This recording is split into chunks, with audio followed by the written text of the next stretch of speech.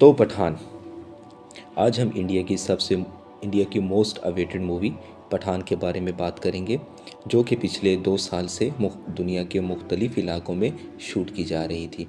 और ये शाहरुख़ खान की सबसे ज़्यादा मोस्ट अवेटेड मूवीज़ में से एक थी। जैसा कि आप सब लोग जानते हैं, पिछले तकरीबन एक डेकेड से शाहरुख़ खान कोई बहुत ब्लॉकबस्टर मूवी देने में नाकाम रहा, जिसके मुकाबले में आमिर खान और सलमान खान ने बहुत ज़्यादा इस तरह की मूवी दी, जो कि वर्ल्ड वाइड 1000 करोड़ का बिजनेस एकोमोडेट कर चुकी है। लेकिन शाहरुख़ खान कोई भी इस तरह की मूवी बनाने में कासिर रहे। तो इस मूवी के बारे में ये कहा जा रहा था कि ये मूवी शाहरुख़ खान की most awaited and most hit movies में शामिल की जाएगी। तो हम बात करेंगे पठान मूवी की एक्चुअल स्टोरी के बारे में। पठान मूवी बेसिकली कश्मीर के ऊपर बनाई गई है। कश्मीर, जब इंडियन गवर्नमेंट ने कश्मीर को इंडिया का पार्ट डिक्लेयर कर दिया और अपना आर्टिकल 370 ख़त्म कर दिया गया, जिसके मुताबिक कि इंडिया अब मुस्तकिल तौर पर कश्मीर में अपनी गवर्नमेंट कायम कर सकता है और उसकी आज़ाद हैसियत को बिल्कुल ख़त्म कर देगा। तो उसके मुताबिक पाकिस्तान का रिएक्शन देखने के लिए ये मूवी बनाई गई थी। ये एक फ़िक्शन स्टोरी है। इसमें असल हकीकत के बारे में कोई भी बात नहीं की गई है। सिर्फ ये कि पाकिस्तान के ख़िलाफ़ जो इंडिया में एक नफ़रत है उसको बताया गया है और दिखाने की ये कोशिश की गई है कि पाकिस्तान इंडिया को किसी भी कंडीशन में तबाह करना चाहता है, लेकिन इसकी कोई भी हकीकत ऐसी मौजूद नहीं है। तो इस मूवी में जॉन इब्राहिम, जो कि एक विलन का किरदार अदा कर रहे हैं, उनके लिए उनको ये मिशन दिया गया, जो कि पहले से एक इंडिया के रॉ एजेंट थे, जो इंडिया की राह को छोड़ चुके थे और इंडिया की रॉ के कागज़ों में या इंडिया की राह की फाइल्स में उनको मरा हुआ डिक्लेयर किया गया था उनकी बीवी के साथ। जब उन्हें एक मिशन पे पकड़ा गया था अफ्रीकन की तरफ से, कुछ ग्रुप्स की तरफ से, तो उनकी बीवी और उनको छुड़ाने के लिए इंडियन गवर्नमेंट पे प्रेशर डाला गया था कि वो हैंडसम अमाउंट पे करें, लेकिन इंडियन गवर्नमेंट ने उनको डिसोन कर दिया कि हम किसी इस तरह के अपने एजेंट को नहीं जानते। तो इसलिए उनकी बीवी को और उनको मार दिया गया था, लेकिन वो मरे नहीं, वो बच गए और वो इस मूवी में अपने विलन का किरदार अदा कर रहे हैं, जो कि एज ए फ्रीलांसर काम कर रहे हैं मुख्तलिफ तंजीमों के लिए। शाहरुख़ खान, जो कि एक रॉ एजेंट है और इंडियन की मूवी के मुताबिक बेस्ट रॉ एजेंट है, जो कि मुल्क को हर किस्म के ख़तरे से निकाल सकते हैं। इस मूवीज़ में मुख्तलिफ़ किस्म के सीक्वेंसेस को हॉलीवुड की मूवी फास्ट एंड फ्यूरियस और इस तरह की बहुत सारी मूवी से कॉपी किया गया है, जिसमें ट्रेन के ऊपर लड़ने वाला सीन, जिनमें बस के ऊपर लड़ने वाला सीन और दुबई में की जाने वाले कुछ सीक्वेंसेस ऐसे हैं जो कि Hollywood movie fast and furious 8 या फास्ट एंड फ्यूरियस 7 से कॉपी किए गए हैं। इस मूवी में हीरोइन के तौर पर दीपिका पादुकोण को देखा जा सकता है, जो कि एक पाकिस्तानी ISI एजेंट का किरदार अदा कर रही हैं। फिल्म के स्टार्ट में पठान एक बहुत बड़े इंडियन साइंटिस्ट की सिक्योरिटी पे मामूर होता है। उस इंडियन साइंटिस्ट को जॉन इब्राहिम किसी न किसी तरह से दुबई में अगवा कर लेता है और उसको अपने साथ ले जाता है। कुछ अरसे के बाद जब जॉन इब्राहिम को ढूंढने का मिशन पठान को सौंपा जाता है और ये उसको हिदायत दी जाती हैं कि वो पता करे कि वो कौन से ऐसे मंसूबे पे काम कर रहा है जिसकी वजह से उसने एक इंडियन साइंटिस्ट को किडनैप किया है। तो उसकी मालूमात हासिल करने के लिए जब पठान उसका पीछा करता है, तो वहाँ उसकी मुलाकात दीपिका पादुकोण से होती है। दीपिका पादुकोण, जो कि स्टार्ट में जॉन इब्राहिम के साथ काम कर रही होती है, जॉन इब्राहिम उसको खुद दीपिका पादुकोण तक लेके आता है कुछ मनी ट्रायल्स या कुछ अकाउंट ट्रांसफ़र्स के लिए। और उसके बाद जब वो दीपिका पादुकोण तक पहुंचते हैं, तो वहाँ पे वो जॉन इब्राहिम को देखते हैं। वहाँ शाहरुख़ खान को मालूम होता है कि जॉन इब्राहिम और दीपिका पादुकोण आपस में मिले हुए हैं, लेकिन ये एक जॉन इब्राहिम का टर्निंग पॉइंट होता है मूवी का। वहाँ पे दिखाया जाता है कि दीपिका पादुकोण किसी भी तरह से शाहरुख़ खान के साथ मिल जाती है और वो बहुत बड़ा एक प्लान ऑर्गेनाइज करते हैं।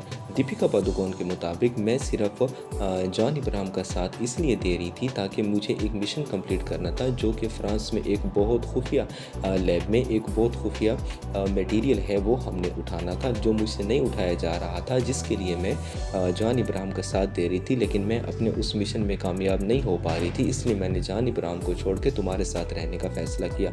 शाहरुख खान उसकी बातों में आ जाता है और वो उसके साथ मिलके फ्रांस में उस लैब से वो मटेरियल चोरी करने का मंसूबा बना लेता है। जब वो मंसूबा बना लेते हैं तो उसको अमल दरामद के लिए बहुत सारे फिंगरप्रिंट्स, बहुत सारे लॉक्स और बहुत सारे कोड्स और एक बहुत बड़ी सेफ जो कि फ्रांस की एक बहुत इंपॉर्टेंट बिल्डिंग के 92nd फ्लोर पे मौजूद होती है, उस सेफ को खोलने के लिए वो मुख्तलिफ़ किस्म के पैटर्न यूज़ करके उस सेफ को खोल के वहाँ से वो केमिकल शाहरुख खान उठा लेता है। लेकिन जब वो सैंपल शाहरुख खान दीपिका पादुकोण के हाथ में देता है तो दीपिका पादुकोण शाहरुख खान को उसी वाल्ट में बंद करके खुद वहाँ से फरार हो जाती है। फिर प्रीफेस में दिखाया जाता है कि दीपिका पादुकोण असल में जॉन इब्राहिम का मिशन कंप्लीट करने के लिए शाहरुख खान के साथ मिल गई थी। लेकिन बाद में जब शाहरुख खान को इस बात का पता चलता है तो शाहरुख खान उस वक्त तक उनके जाल में पूरी तरह जकड़ चुका होता है और फ्रांस गवर्नमेंट उसको पकड़ लेती है।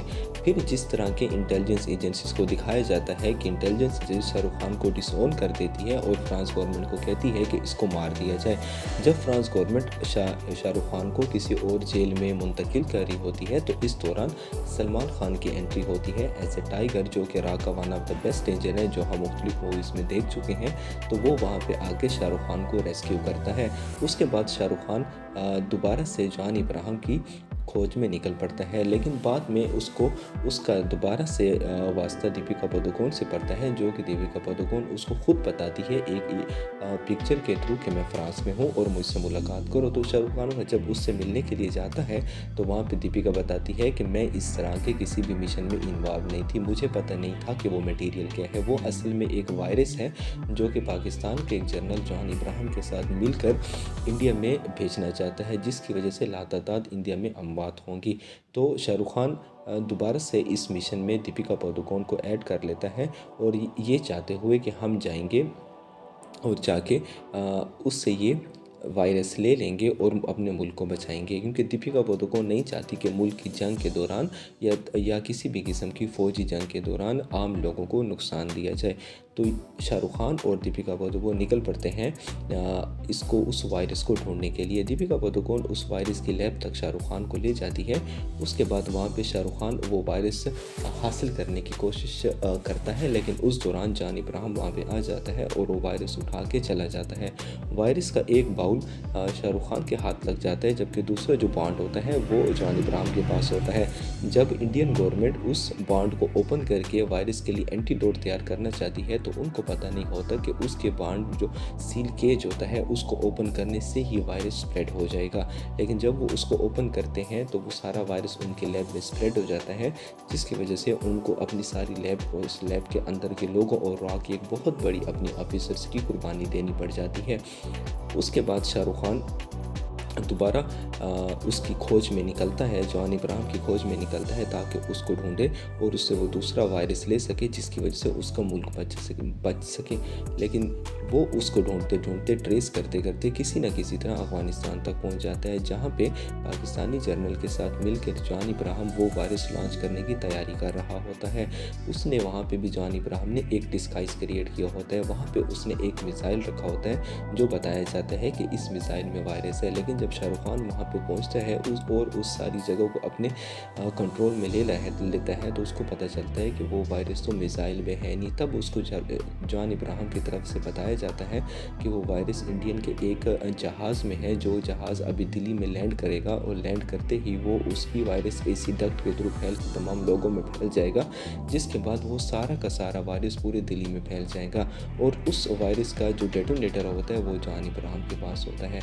मूवी के एंड में एक कच्चे घर में जो एक लकड़ी का घर जो कि कुछ लकड़ी के डंडों पे खड़ा होता है, उसमें लड़ते लड़ते शाहरुख खान और जॉन इब्राहिम की आपस में लड़ाई होते होते शाहरुख खान उससे वो डेटोनेटर लेके उसको डीएक्टिवेट कर देता है और जॉन इब्राहिम वहाँ पे उस घर से नीचे खाई में गिर जाता है और इस तरह मूवी का एंड हो जाता है।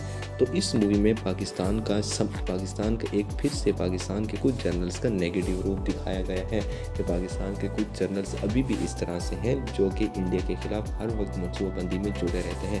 हालांकि ऐसा है या नहीं, लेकिन इंडिया में मूवी चलने का सिर्फ एक वाहिद ज़रिया है, वो है एंटी पाकिस्तान। और जितने भी सुपरस्टार्स हैं आजकल सिर्फ इसी चीज़ पे काम करते हैं। शुक्रिया।